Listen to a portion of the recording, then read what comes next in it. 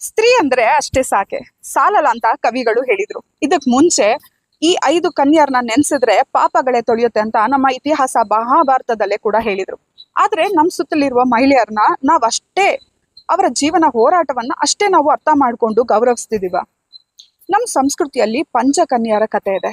ಅವರ ಹೆಸರುಗಳನ್ನ ಉಚ್ಚರಿಸಿದಾಗ ಪಾಪಗಳು ಕ್ಷೀಣವಾಗತ್ತೆ ಅಂತ ಹೇಳ್ತಾರೆ. ಆದ್ರೆ ಯಾಕೆ ಗೊತ್ತಾ, ಅವರು ದೇವಿಯರಾಗಿ ಹುಟ್ಟಿರ್ಲಿಲ್ಲ. ಸಂಕಷ್ಟಗಳನ್ನ ಅವರು ಮೆಟ್ಟಿ ನಿಂತಂತ ರೀತಿಯಿಂದ ಅವ್ರು ಇವತ್ತು ಪಂಚಕನ್ಯೆಯರು, ಪಾಪ ತೊಳೆಯುವಂತ 5 ಮಹಾನ್ ಕನ್ಯೆಯರಾದ್ರು. ಅವ್ರ ಕತೆ ಹೇಳ್ತೀನಿ ಕೇಳಿ.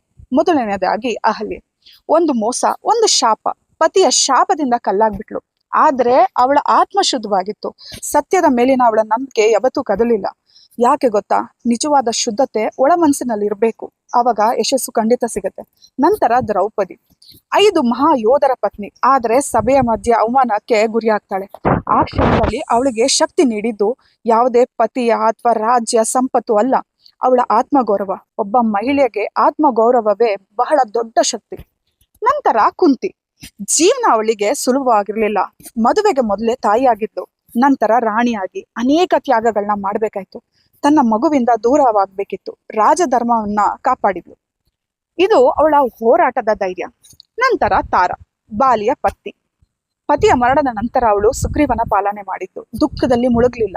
ನಂತರ ಅವನ ಅನುಪಸ್ಥಿತಿಯಲ್ಲೂ ಕೂಡ ರಾಜ್ಯವನ್ನ ಉಳಿಸಿದ್ದು, ಸರಿಯಾದ ಮಾರ್ಗವನ್ನ ತೋರಿಸಿದ್ದು. ಬುದ್ಧಿವಂತಿಕೆ ಮತ್ತು ನಾಯಕತ್ವ ಮಹಿಳೆಯ ಮತ್ತೊಂದು ಶಕ್ತಿ.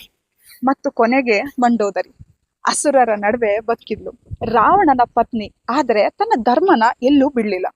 ತಪ್ಪನ್ನ ತಪ್ಪು ಅಂತ ಹೇಳೋ ಧೈರ್ಯ ಹೊಂದಿದ್ಲು. ನ್ಯಾಯವಾಗಿ ಬದುಕಿದ್ಲು. ಸತ್ಯದ ಪಕ್ಕದಲ್ಲಿ ನಿಲ್ಲುವಂತ ಒಂದು ಶಕ್ತಿ. ಈ 5 ಮಹಿಳೆಯರ ಜೀವನವನ್ನ ನೋಡಿದ್ರೆ ಒಂದು ಸಾಮಾನ್ಯವಾದ ಸತ್ಯ ಕಾಣಿಸುತ್ತೆ. ಸಂಕಷ್ಟಗಳಿರ್ಲಿಲ್ಲ ಅಂತಲ್ಲ, ಅವರಿಗೆ ಸಂಕಷ್ಟಗಳು ತುಂಬಾ ಇತ್ತು, ಆದ್ರೆ ಅವರು ಸೋತಿಲ್ಲ. ಯಾಕಂದ್ರೆ ಅವರ ಶಕ್ತಿ ಬಾಹ್ಯ ಜಗತ್ತಿನಲ್ಲಿ ಇರ್ಲಿಲ್ಲ, ಅವರ ಒಳಗಿನ ಆತ್ಮವಿಶ್ವಾಸ ಇತ್ತು. ಹಾಗೇನೆ ಸುತ್ತಮುತ್ತಲ ಇಂತಹ ಬಹಳಷ್ಟು ಮಹಿಳಾ ಸಾಧಿಕರು ಕೂಡ ನಮ್ಮ ಸುತ್ತಮುತ್ತಲು ಇದ್ದಾರೆ. ಅವರು ಕೂಡ ದೇವಿಯರಂತಾನೆ. ಜೀವನ ಪೂರ ನೀ ಏನ್ ಮಾಡ್ದೆ ಅಂತ ಪ್ರಶ್ನೆ ಮಾಡೋದ್ರ ಜೊತೆಗೆ ಪ್ರಶಂಸನೂ ಕೊಡಿ, ಅದಕ್ಕೂ ಕೂಡ ಅವಳು ಅರ್ಹಳು. ಗೌರವ ಅನ್ನೋದು ಎಲ್ಲದಕ್ಕಿಂತ ಮಿಗಿಲಾದದ್ದು. ಮಹಿಳಾ ದಿನಾಚರಣೆ ಅಂದ್ರೆ ಒಂದು ದಿನ ಹೂ ಕೊಟ್ಟು ಒಂದು ಗಿಫ್ಟ್ ಕೊಟ್ಟು ಮುಗಿಸುವಂಥದ್ದಲ್ಲ. ಪ್ರತಿ ಮಹಿಳೆ ತನ್ನ ಶಕ್ತಿಯನ್ನ ನಂಬಬೇಕು. ಪ್ರತಿ ಪುರುಷ ಆ ಮಹಿಳೆಯ ಶಕ್ತಿಯನ್ನ ಗೌರವಿಸ್ಬೇಕು. ಯಾಕಂದ್ರೆ ಮಹಿಳೆನೇ ದೊಡ್ಡ ಶಕ್ತಿ. ಆ ಶಕ್ತಿ ಸಮಾಜನೂ ಕೂಡ ಬಹಳ ಶಕ್ತಿಯುತವಾಗಿ ಮಾಡುತ್ತೆ. ಎಲ್ಲರಿಗೂ ಮಹಿಳಾ ದಿನಾಚರಣೆಯ ಶುಭಾಶಯಗಳು.